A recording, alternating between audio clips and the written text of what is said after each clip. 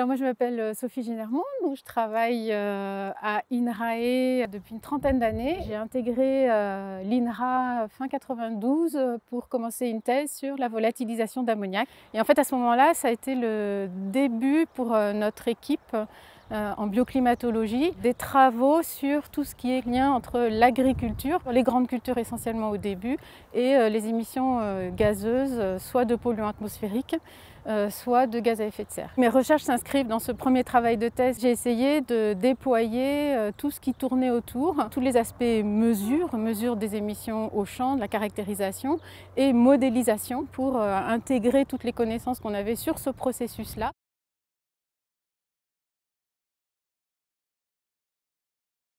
Les enjeux liés aux émissions d'ammoniac dans l'atmosphère sont de deux ordres et ça en fait le gaz agricole par excellence. Le premier, c'est que les pertes d'azote liées à la volatilisation d'ammoniac constituent une perte conséquente d'azote pour les agriculteurs, qui est un poste économique très important pour eux.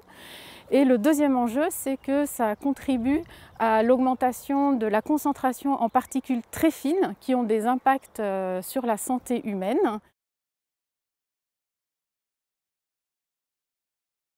Alors nous avons produit le modèle Voltaire qui calcule les émissions d'ammoniac après des épandages de lisier, de fumier, donc d'engrais dits organiques, mais aussi des engrais minéraux. Il a été aussi étendu aux pesticides dans notre unité par ma collègue Carole Bedos. Maintenant, nous l'utilisons dans un dispositif dans lequel nous le couplons à des bases de données pour calculer les émissions à l'échelle française et dans un outil qui s'appelle Cadastre Ammoniac qu'on a élaboré avec Jean-Marc Gilliot et qui peut être utilisé pour aider les politiques publiques à cibler les pratiques de réduction des émissions d'ammoniac.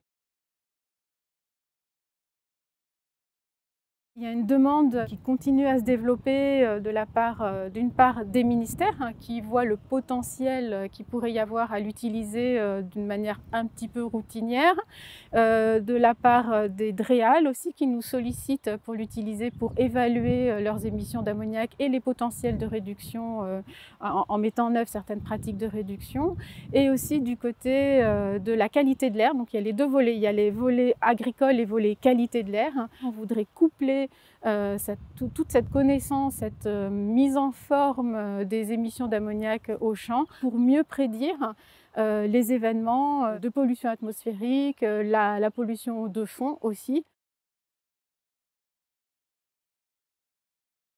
Alors ce qui est innovant dans les travaux que l'on fait, c'est de prendre en compte la distribution et spatiale et temporelle des émissions d'ammoniac dans la prédiction de la qualité de l'air. Le modèle Voltaire et surtout l'outil Cadastre sont des outils qui n'existent pas dans le même format par ailleurs dans d'autres pays européens ou américains. Pour ce qui est de l'expertise, moi je suis sollicitée au niveau européen dans le cadre de la TFRN, la Task Force sur l'azote réactif. Je suis aussi impliquée dans des expertises au niveau national, en particulier dans le cadre de la révision du PREPA, le plan national de réduction des émissions de polluants atmosphériques pour le volet agricole. La thématique sur laquelle je travaille, volatilisation d'ammoniac, en lien avec le questionnement des politiques publiques, est très intéressante. Grâce à tout le travail qu'on a fait en équipe depuis une trentaine d'années, ces connaissances acquises nous permettent de répondre de manière juste pour essayer